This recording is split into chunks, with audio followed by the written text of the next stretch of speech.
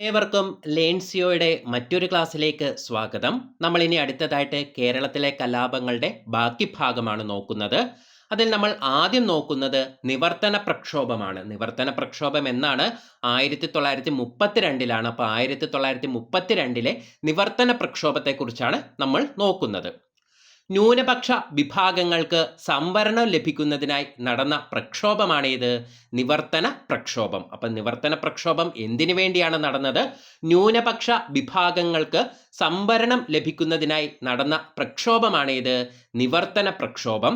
ഈഴവർക്കും മുസ്ലിങ്ങൾക്കും ക്രിസ്ത്യാനികൾക്കും ജനസംഖ്യാനുപാതികമായി നിയമസഭാ പ്രാതിനിധ്യം ലഭിക്കണമെന്ന് ആവശ്യപ്പെട്ടുകൊണ്ടുള്ള പ്രക്ഷോഭമാണിത്, നിവർത്തന പ്രക്ഷോഭം. അപ്പം എന്താണ്? ഈഴവർക്കും മുസ്ലിങ്ങൾക്കും ക്രിസ്ത്യാനികൾക്കും ജനസംഖ്യാനുപാതികമായി നിയമസഭാ പ്രാതിനിധ്യം ലഭിക്കണമെന്ന് ആവശ്യപ്പെട്ടുകൊണ്ടുള്ള പ്രക്ഷോഭമാണിത്, നിവർത്തന പ്രക്ഷോഭം. അപ്പം ന്യൂനപക്ഷ വിഭാഗങ്ങൾക്ക് സംവരണം ലഭിക്കുന്നതിനായി നടന്ന പ്രക്ഷോഭമാണ് നിവർത്തന പ്രക്ഷോഭം.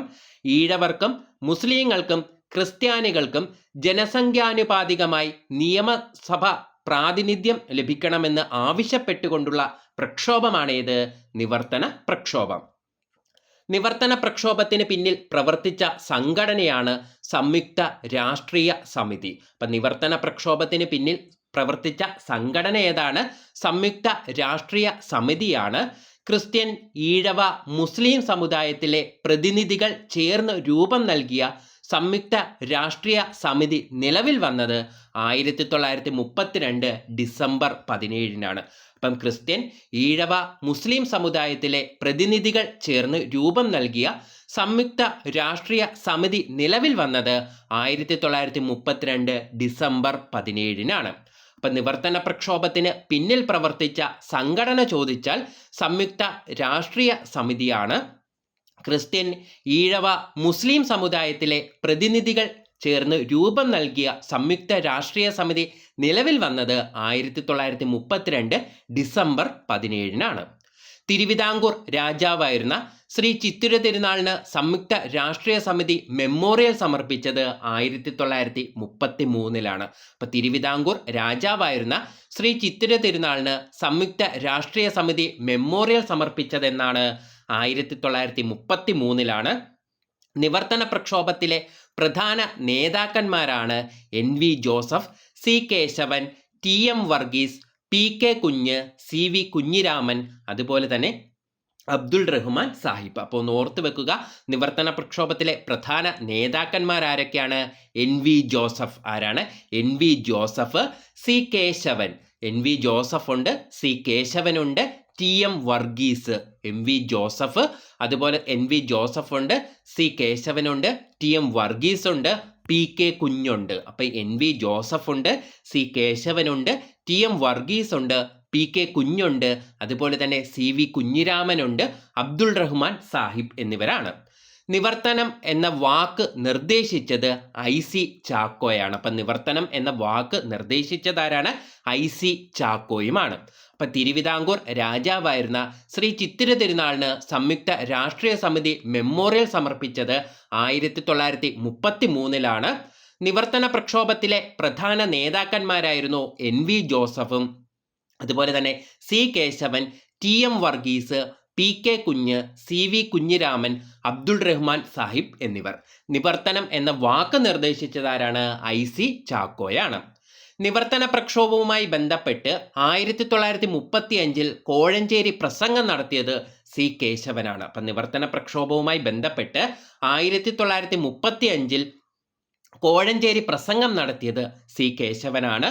ട്രാവൻകൂർ പബ്ലിക് സർവീസ് കമ്മീഷൻ രൂപം കൊള്ളാൻ കാരണമായ പ്രക്ഷോഭം ചോദിച്ചാൽ നിവർത്തന പ്രക്ഷോഭമാണ്. അപ്പം എന്താണ്? ട്രാവൻകൂർ പബ്ലിക് സർവീസ് കമ്മീഷൻ രൂപം കൊള്ളാൻ കാരണമായ പ്രക്ഷോഭം ചോദിച്ചു കഴിഞ്ഞാൽ അത് നിവർത്തന പ്രക്ഷോഭമാണ്. ട്രാവൻകൂർ പബ്ലിക് സർവീസ് കമ്മീഷൻ രൂപം കൊണ്ട വർഷം ചോദിച്ചാൽ 1936 അപ്പം നിവർത്തന പ്രക്ഷോഭവുമായി ബന്ധപ്പെട്ട് 1935 കോഴഞ്ചേരി പ്രസംഗം നടത്തിയത് C കേശവനാണ്. ട്രാവൻകൂർ പബ്ലിക് സർവീസ് കമ്മീഷൻ രൂപം കൊള്ളാൻ കാരണമായ പ്രക്ഷോഭമാണേത്? നിവർത്തന പ്രക്ഷോഭം. ട്രാവൻകൂർ പബ്ലിക് സർവീസ് കമ്മീഷൻ രൂപം കൊണ്ട വർഷം എന്നാണ്? 1935 1936 അതായത് PSCയുടെ മുൻഗാമിയാണ്, മുൻ പേരാണ് എന്ത്, ട്രാവൻകൂർ പബ്ലിക് സർവീസ് കമ്മീഷൻ എന്നത്.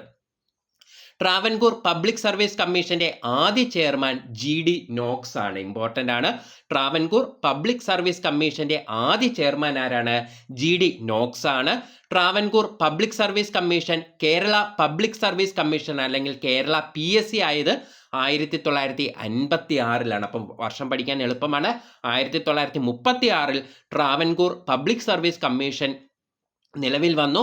1956 കേരള സംസ്ഥാനം രൂപീകൃതമായപ്പോൾ Travancore public service commission Kerala public service commission അല്ലെങ്കിൽ നമ്മുടെ കേരള PSC ആയി മാറി. നിവർത്തന പ്രക്ഷോഭത്തിന്റെ ജിഹ്വ എന്നറിയപ്പെട്ട പത്രമാണ് ഇത്, കേരള കേസരി. അപ്പൊ കേരള കേസരിയുടെ പ്രത്യേകത എന്താണ്? നിവർത്തന പ്രക്ഷോഭത്തിന്റെ ജിഹ്വ എന്നറിയപ്പെട്ട പത്രമാണ് ഇത്, കേരള കേസരി. ഇനി നമുക്ക് വൈദ്യുതി പ്രക്ഷോഭം കൂടി നോക്കാം. ഏത് വർഷം? 1936. വൈദ്യുതി പ്രക്ഷോഭം എന്നായിരുന്നു? 1936 കൊച്ചിയിൽ ഉത്തരവാദ ഭരണത്തിന് വേണ്ടി ആരംഭിച്ച പ്രക്ഷോഭമാണ് ഇത്, വൈദ്യുതി പ്രക്ഷോഭം. അപ്പൊ കൊച്ചിയിൽ ഉത്തരവാദ ഭരണത്തിന് വേണ്ടി ആരംഭിച്ച പ്രക്ഷോഭം ചോദിച്ചാൽ വൈദ്യുതി പ്രക്ഷോഭമാണ്. കൊച്ചിയിലെ ദിവാനായിരുന്ന RK ഷൺമുഖം ചെട്ടി തൃശ്ശൂരിലെ വൈദ്യുതി വിതരണത്തിനുള്ള അധികാരം ചന്ദ്രിക എന്നൊരു കമ്പനിക്ക് നൽകിയതാണ് വൈദ്യുതി സമരത്തിന്റെ പ്രധാന കാരണം. അപ്പൊ എന്താണ്? കൊച്ചിയിലെ ദിവാനായിരുന്ന RK ഷൺമുഖം ചെട്ടി തൃശ്ശൂരിലെ വൈദ്യുതി വിതരണത്തിനുള്ള അധികാരം ചന്ദ്രിക എന്നൊരു കമ്പനിക്ക് നൽകിയതാണ് വൈദ്യുതി സമരത്തിന്റെ പ്രധാന കാരണം. അപ്പൊ കൊച്ചിയിൽ ഉത്തരവാദ ഭരണത്തിന് വേണ്ടി ആരംഭിച്ച പ്രക്ഷോഭമാണേത്, വൈദ്യുതി പ്രക്ഷോഭം. കൊച്ചിയിലെ ദിവാനായിരുന്ന RK ഷൺമുഖം ചെട്ടി തൃശ്ശൂരിലെ വൈദ്യുതി വിതരണത്തിനുള്ള അധികാരം ചന്ദ്രിക എന്ന കമ്പനിക്ക് നൽകിയതാണ് വൈദ്യുതി സമരത്തിന്റെ പ്രധാന കാരണം. വൈദ്യുതി പ്രക്ഷോഭം ആരംഭിച്ച വർഷം 1936 നടന്ന ജില്ല ചോദിച്ചാൽ തൃശ്ശൂർ ജില്ലയിലാണ്. അപ്പൊ തൃശ്ശൂർ ജില്ലയിൽ 1936 വൈദ്യുതി പ്രക്ഷോഭം ആരംഭിക്കുന്നത്. വൈദ്യുത സമരകാലത്ത് ശ്രദ്ധാകേന്ദ്രമായ നേതാവാരായിരുന്നു? ഇക്കണ്ട വാര്യരായിരുന്നു. അപ്പോൾ വൈദ്യുതി പ്രക്ഷോഭം ആരംഭിച്ചത് 1936 വൈദ്യുതി പ്രക്ഷോഭം നടന്ന ജില്ല ചോദിച്ചാൽ തൃശ്ശൂർ ജില്ലയാണ്. വൈദ്യുത സമരകാലത്ത് ശ്രദ്ധാകേന്ദ്രമായ നേതാവ് ചോദിച്ചാൽ ഇക്കണ്ട വാര്യരുമാണ്. വൈദ്യുത പ്രക്ഷോഭത്തിന് നേതൃത്വം നൽകിയവരാണ് AR മേനോൻ, ഇക്കണ്ട വാര്യർ, അതുപോലെ തന്നെ CR ഇയ്യുണ്ണി എന്നിവർ. അപ്പോൾ വൈദ്യുതി പ്രക്ഷോഭത്തിന് നേതൃത്വം നൽകിയത് ആരൊക്കെയാണ്? AR മേനോൻ ഉണ്ട്, അതുപോലെ തന്നെ ഇക്കണ്ട വാര്യർ ഉണ്ട്, CR ഇയ്യുണ്ണി ഉണ്ട്. വൈദ്യുതി പ്രക്ഷോഭത്തെ അടിച്ചമർത്തിയത് കൊച്ചി ഗവൺമെന്റ് ആണ്. അപ്പൊ കൊച്ചി ഗവൺമെന്റ് എന്ത് ചെയ്തു? വൈദ്യുത പ്രക്ഷോഭത്തെ അടിച്ചമർത്തി. ആരടിച്ചമർത്തി? കൊച്ചി ഗവൺമെന്റ് ആണ് വൈദ്യുതി പ്രക്ഷോഭത്തെ അടിച്ചമർത്തിയത്.